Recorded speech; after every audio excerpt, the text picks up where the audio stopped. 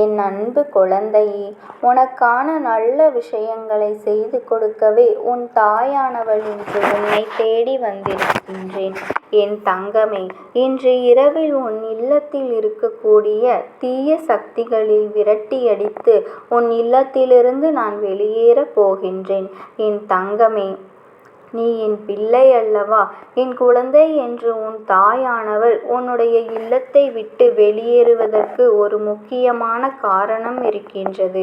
நான் வெளியேறுகிறேன் என்று சொன்னவுடன் என் குழந்தை, உனக்குள் எந்தவிதமான தயக்கமும் வேண்டாம்.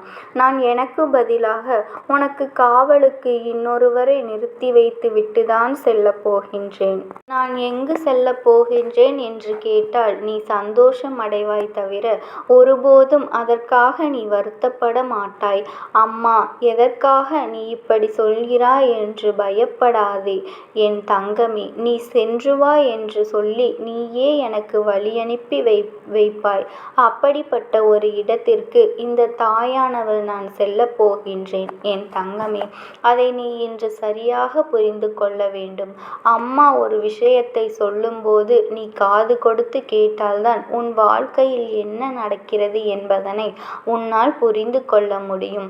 நீயோ நீ என்ன சொல்வது, நான் என்ன கேட்பது என்பது போல நடந்து கொண்டிருப்பாயானால் தெய்வம் உன் வாழ்க்கையில் நடத்துகின்ற நல்ல விஷயங்கள் கூட உனக்கு தெரியாமல் போய்விடும். எப்பொழுதும் கஷ்டத்தை பற்றி மட்டுமே நினைத்து கொண்டிருப்பதனால் சுற்றி நடக்கின்ற சில நல்ல விஷயங்கள் உன்னிடம் வந்தும் கூட அதை பெறாமல் நீ இருந்து விடுகின்றாய் என் தங்கமே.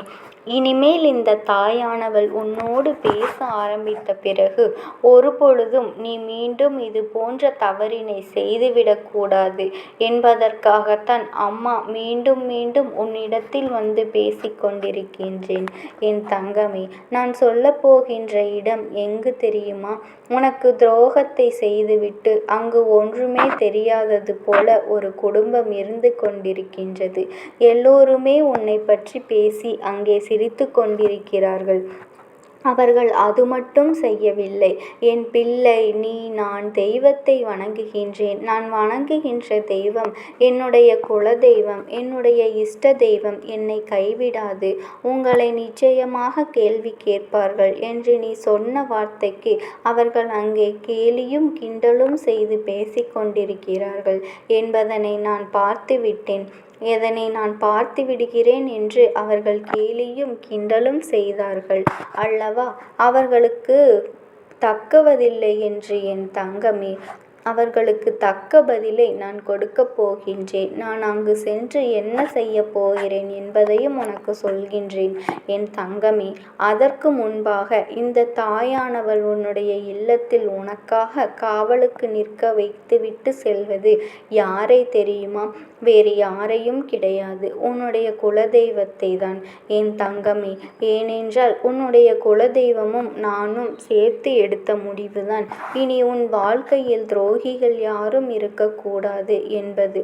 அது மட்டும் அல்லாமல் உன்னுடைய குலதெய்வத்திற்கு மனதில் ஒரு சிறு வேதனை என்னவென்றால் தவறுகளை செய்கின்றவர்களும் என்னுடைய குலத்தை சார்ந்த பிள்ளைகளாக இருக்கும்போது அவர்களுக்கு நான் தண்டனையை கொடுப்பதை விட, அவர்களுக்கு நான் பாடத்தை புகட்டுவதை விட, அம்மா நீங்களே சென்று பாடத்தை புகட்டுங்கள்.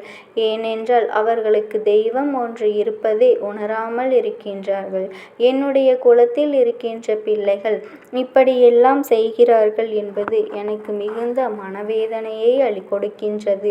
நான் அவர்களுக்கு செய்து கொடுக்காத நல்ல விஷயங்கள் என்று எதுவுமே கிடையாது. அவர்கள் கேட்பதையெல்லாம் நான் உடனடியாக செய்து கொடுக்கின்றேன். ஆனாலும் மற்றவர்கள் வாழ்க்கையை அழிப்பதும் மற்றவர்களை பற்றிய எண்ணங்களை எப்பொழுதும் மனதிற்குள் தவறாக வைத்து கொள்வதும், என்னிடத்திலேயே வந்து என்னுடைய குழந்தைகளின் வாழ்க்கையை அழிக்க சொல்வதும், இப்படி சில நாட்களாகவே இவர்களுடைய போக்கில் மாற்றங்கள் ஏற்பட்டுவிட்டது. அதனால் நீங்களே சென்று அவர்களுக்கு தகுந்த பாடத்தை கொடுத்து விட்டுங்கள் என்று நான் கொடுப்பதை விட நீங்கள் கொடுக்கும் பொழுது அவர்கள் இன்னும் அடுத்தவர்களை பற்றி தவறாக அங்கே அவர்கள் சந்தோஷமாக இருப்பது போல ஒரு பொய்யான தோற்றத்தில் இருந்து கொண்டிருக்கின்ற அங்கே அவர்கள் நடந்து கொண்டிருக்கின்றார்கள். உனக்கு வாழ்க்கையில் கஷ்டங்கள் ஏற்பட்டு விட்டது என்று அவர்கள் நினைத்து சந்தோஷப்படுகின்றார்கள். ஆனால் உண்மை என்னவென்று இன்னமும் அவர்கள் உணரவில்லை. என் குழந்தை, நீ அதிலிருந்து எல்லாம் மீண்டு வந்து விட்டாய். உனக்கு இவையெல்லாம் மிகப்பெரியதாக தோன்றவில்லை. ஏனென்றால் வாழ்க்கையில் எத்தனையோ கஷ்டங்களை பட்டு என் பிள்ளை வேதனைகளை அனுபவித்து வந்துவிட்டாய். இனிமேலும் அனுபவிப்பதற்கு என்று வாழ்க்கையில் எதுவுமே இல்லை என்று என் குழந்தை நீ நினைக்கத் தொடங்கிவிட்டாய். நீ என்ன செய்தாலும் நான் இப்படித்தான் இருப்பேன் என்று என் குழந்தை எப்பொழுதோ உன்னுடைய மனதை நீ தெளிவாக தொடங்கிவிட்டாய். எனக்கு துணை என்னுடைய குலதெய்வமும் என்னுடைய யுத்த தெய்வமும் இருக்கும் பொழுது எனக்கு என்ன பயம் என்று என் குழந்தை நீ தைரியமாக இருக்கின்றாய் அல்லவா? உன்னுடைய தைரியத்தினால்தான் அம்மா என்று அவர்களின் ஆட்டத்தை ஒடுக்க கூறப்பட்டு விட்டேன். இன்று இரவு சரியாக 12 மணிக்கு மேல் அம்மா புறப்படுகின்றேன். என் தங்கமே, நான் புறப்படுகின்ற நேரம் உனக்கு அறிய வேண்டுமா? அம்மா சொல்வதை புரிந்து கொள்ள வேண்டும். அப்படியானால் நிச்சயமாக ஏதோ ஒரு சத்தம் கேட்டு இன்று இரவு உனக்கு ஒரு சிறு முழிப்பு தட்டும். என் தங்கமே, அந்த நேரத்தில் உனக்கு எந்த விதமான பதட்டங்களும் இருக்காது. அதன் பிறகு நீ அமைதியாக உறங்குவாய். ஏனென்றால் நான் வெளியில் செல்வதனால் உனக்கு எந்த பதற்றமும் இருக்கக்கூடாது. எனக்கு பதிலாகத்தான் உன் குலதெய்வம் அங்கே இருக்கின்றார்கள் அல்லவா? அதை நினைத்து கொண்டு நீ மீண்டும் சந்தோஷமாக உறங்கி விடுவாய். நான் சென்ற இடத்தில் செய்து முடிக்க வேண்டிய வேலைகள் நிறைய இருக்கின்றன. என் தங்கமே, பொதுவாக ஒருவருக்கு தண்டனை கொடுப்பது என்பது மிகவும் சுலபமான விஷயம். ஆனால் அவர்களை நம்மால் முடிந்தவரை அவர்களுக்குள் நேர்மறையான சிந்தனைகளை பற்றிய தேவையில்லாத சிந்தனைகளை அவர்கள் மனதிலிருந்து எடுத்துவிட்டு உனக்கு செய்த தவறுகளுக்காக அவர்கள் மனம் வருந்துகின்ற அளவிற்கு செய்ய போகின்றேன். நான் கொடுக்கின்ற இந்த அறிவுரைகளினால் அவர்கள் வாழ்க்கையில் ஒருபொழுதும் இனி யாருக்கும் எந்த துரோகத்தையும் செய்ய நினைக்க மாட்டார்கள். நாம் ஒருவருக்கு ஒரு தடவை செய்தால் அது நமக்கு பல மடங்கு திரும்ப வரும் என்பதனை அவர்களுக்கு உணர்த்தப் போகின்றேன். அவர்கள் துரோகம் இனி யாருக்கும் செய்ய மாட்டார்கள். தெய்வத்தின் துணை உனக்கு இருப்பதனை எல்லோருமே உணர்ந்து கொள்வார்கள். உண்மையாகவும் நீ நேர்மையாகவும் இருப்பதில்தான் உன் பக்கம் இந்த தாயானவள் நிற்கின்றேன் என்பதையும் நீ புரிந்து கொள்ள வேண்டும். அதனால் எந்த ஒரு சூழ்நிலையிலும் யாருக்கும் எந்த ஒரு கெடுதலையும் நீ செய்து விடாதே. என்னுடைய அன்போடு என் பிள்ளை எப்பொழுதுமே உன் வாழ்க்கையில் எந்த கஷ்டங்களும் இல்லாமல் இருக்க வேண்டும். என் குழந்தை, உன்னுடைய மனதிற்குள் நான் ஏற்படுத்தி இருக்கின்ற ஒரு இடம் எனக்கு ஒரு தனி இடம் அல்லவா? அந்த இடத்தில் நான் எப்பொழுதுமே சிம்மாசனம் போட்டு அமர்ந்திருக்கத்தான் விரும்புகின்றேன். அதுபோல நீயும் என்னை நிரந்தரமாக அங்கே குடியிருக்க வைத்துக்கொள்.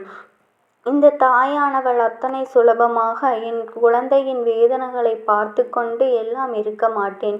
இன்றோடு முடிவுகளை கட்டி நாளைய விடியலில் உனக்கு சந்தோஷத்தை நான் கொடுக்கின்றேன். உனக்கு துரோகத்தை செய்தவர்கள் நிச்சயமாக மனதளவில் வேதனைப்படுவதோடு மட்டுமல்லாமல் இனி அவர்கள் நடவடிக்கையில் நீ பல மாற்றங்களை காணப்போகின்றாய். அவர்களின் எண்ணங்களில் தெளிவினை நீ உணரப் போகின்றாய். எந்த ஒரு விஷயத்தை உன்னிடத்தில் முறையாக கண்டு இத்தனை நாட்களும் உன்னை பழிவாங்க துடித்தார்களோ அது அவர்கள் தவறு என்பதனை உணர்ந்து நிச்சயமாக இனி உன்னிடத்தில் மன்னிப்பை கேட்டு உன்னோடு நல்ல ஒரு உறவினை ஏற்படுத்தி கொள்ள முயற்சியினை செய்வார். என் தங்கமே, எல்லோருக்குமே ஒரு வாய்ப்பினை கொடுப்பது மனித இயல்புதான். உனக்கு விருப்பம் இருந்தால் இன்னொரு வாய்ப்பினை அவர்களுக்கு நீ கொடுக்கலாம்.